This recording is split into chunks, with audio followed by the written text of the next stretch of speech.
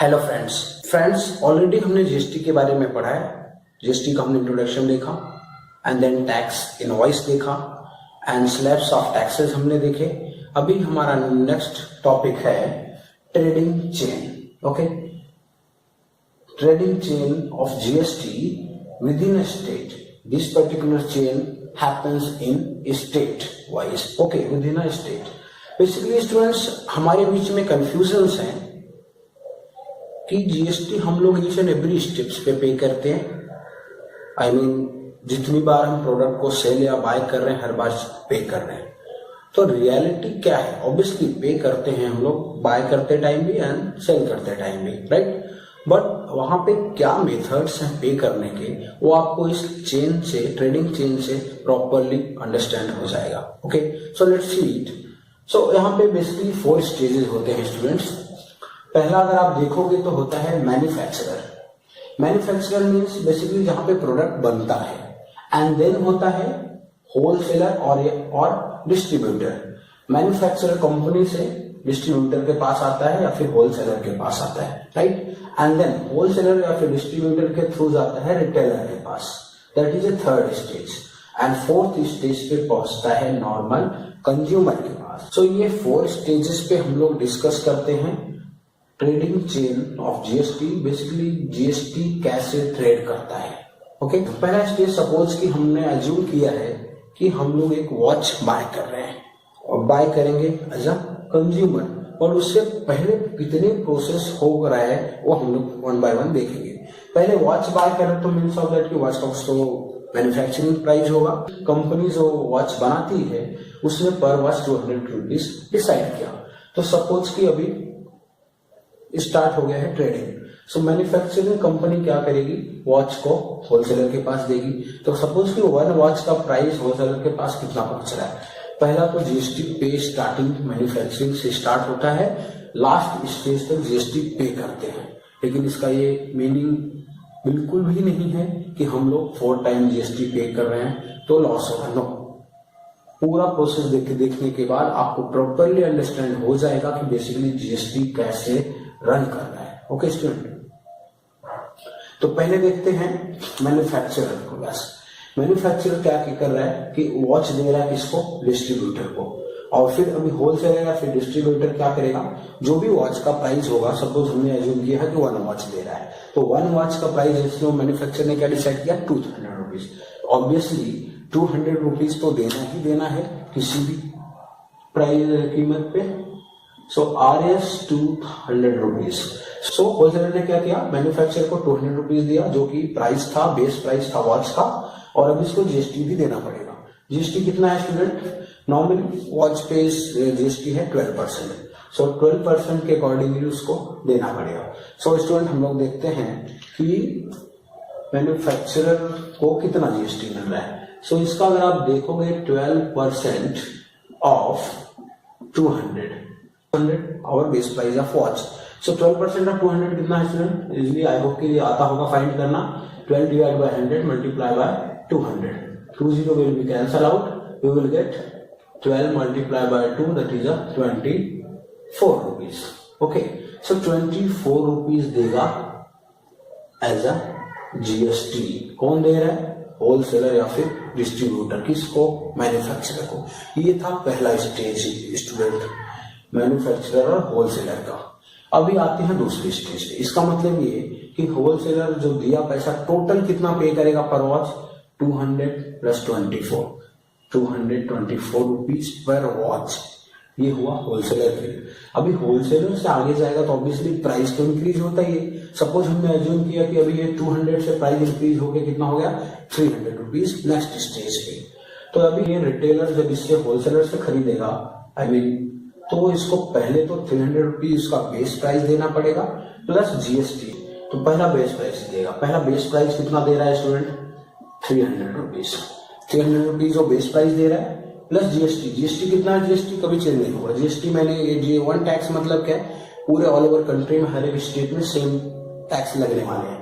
Price increase हुआ फिर उससे कुछ इफेक्ट नहीं, जीएसटी उतना ही रहने वाला, आई मीन परसेंटेज उतना रहने वाला है, परसेंटेज ऑफ। सो 12% ऑफ अभी कितना हो जाएगा, बेस प्राइस यहाँ पे 300 है सो 300, इसका 300 क्या होगा, इसका भी आप इजिली ऐसे फाइंड आउट कर सकते हैं स्टूडेंट। तो यहाँ पे आएगा 36 रुपीज।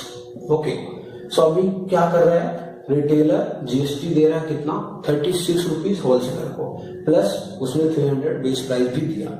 इसका मतलब ये रिटेलर अभी होलसेलर से कितने में पर वॉच खरीद रहा है, 300 plus 36 means 336 rupees per watch.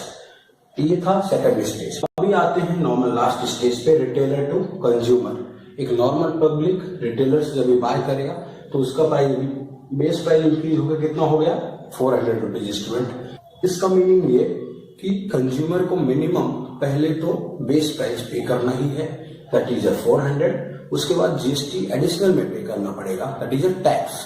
Okay, सो यहाँ पे भी जीएसटी सेम परसेंटेज लगने वाले हैं। ओके, सो 400 ऑलरेडी कंज्यूमर ने पे किया है और वॉच लिया है, तो अभी प्लस जीएसटी भी पे करना होगा। जीएसटी यहाँ पर भी सेम परसेंटेज ऑफ जीएसटी लगेगा स्टूडेंट, 12% ऑफ बेस प्राइस कितना है 400 यहाँ पे है, सो इसका 12% कितना होगा स्टूडेंट 48 रुपीज। अभी कंज्यूमर कितना पे कर रहा है 400 base price plus 48 rupees GST, 448 rupees consumer पे कर रहा है रिटेलर को। इसका मतलब ये स्टूडेंट हर एक स्टेज पे प्राइस क्या हो रहा है इंक्रीज हो रहा है। यहाँ पे 200 था, यहाँ पे 300, यहाँ पे 400, बेस प्राइस इंक्रीज हो रहा है, बट टैक्स इंक्रीज नहीं हो रहा है स्टूडेंट। टैक्स का परसेंटेज सेम है स्टूडेंट्स, तो इसका मतलब ये एक कॉमन टैक्स है हर एक स्टेज पे स्टूडेंट। ओके, हाँ बेस प्राइस इंक्रीज हो रहा है तो ऑब्वियसली टैक्स इंक्रीज होगा। अभी ये हर एक वेंडर, हर एक सेलर, आई मीन हर एक स्टेज पे हर किसी ने जीएसटी लिया है या फिर सामने वाले सेलर्स को दिया है। ओके, किसी ने भी गवर्नमेंट को हमने नहीं दिया है, तो उसका देने का प्रोसेस क्या है स्टूडेंट, वो अभी हम देखते हैं। सपोज मैन्युफैक्चरर से स्टार्ट करते हैं, तो मैन्युफैक्चरर का बेस प्राइस था 200 और उसने जीएसटी कितना लिया था 24 रुपीज, तो उसको सिर्फ और सिर्फ जीएसटी देने की जरूरत है। तो ये जीएसटी देगा डायरेक्टली गवर्नमेंट को, सीजीएसटी और एसजीएसटी देना पड़ेगा। ओके, और हमें ये पता है सीजीएसटी और एसजीएसटी क्या होता है, दोनों इक्वल होते हैं। इक्वल मतलब जितना भी हम जीएसटी देंगे हाफ हाफ डिवाइड हो जाएगा। तो ये मैन्युफैक्चरर भी 24 रुपीज जीएसटी ले रहा है, तो देगा कितना हो 24 रुपीज ही देगा, टोटल का टोटल उसको देना पड़ेगा। तो सपोज कि हम लोग क्या कर रहे हैं, इसको दे रहे हैं 24 रुपीज जीएसटी स्टूडेंट। ओके, तो 24 रुपीज जब वो जाएगा तो मैंने बोला कि इक्वली डिवाइड हो जाता है एसजीएसटी और सीजीएसटी में, तो अभी जाके वो डिवाइड होगा। डिवाइड मीन्स कि 24 रुपीज का हाफ कितना होता है 12 रुपीज, तो 12 जाएगा सीजीएसटी को, 12 सीजीएसटी को और 12 रुपीज ही जाएगा एसजीएसटी को स्टूडेंट। ये हुआ पहले स्टेज का जीएसटी पेइंग सिस्टम। और अभी आते हैं दूसरे पे। होलसेलर ने 24 रुपीज मैन्युफैक्चरर को जीएसटी दिया था, बट वो 36 रुपीज जीएसटी ले रहा है। ओके, तो इसका मतलब ये प्रॉफिट हो रहा है, और उसने दिया सिर्फ 24 था, तो ये जीएसटी में भी प्रॉफिट ले रहा है, बट ऐसा प्रॉफिट वो ले नहीं सकता। जितना भी उसको जीएसटी में प्रॉफिट हुआ वो उसको गवर्नमेंट को देना पड़ेगा स्टूडेंट। ओके, सो ये भी क्या करेगा जीएसटी पे करेगा। किस वे में पे करेगा स्टूडेंट, ये देखते हैं। ये हुआ डायरेक्टली, ये क्या करेगा जीएसटी पे करेगा। कितना पे करेगा वो इंपॉर्टेंट है स्टूडेंट। पहले 24 रुपीज जीएसटी दिया था स्टूडेंट और इसने 36 रुपीज जीएसटी लिया है, तो जितना ये दिया था अपना दिया हुआ जीएसटी ये कट कर लेगा और फिर जो जीएसटी बचेगा वही वो गवर्नमेंट को देगा स्टूडेंट।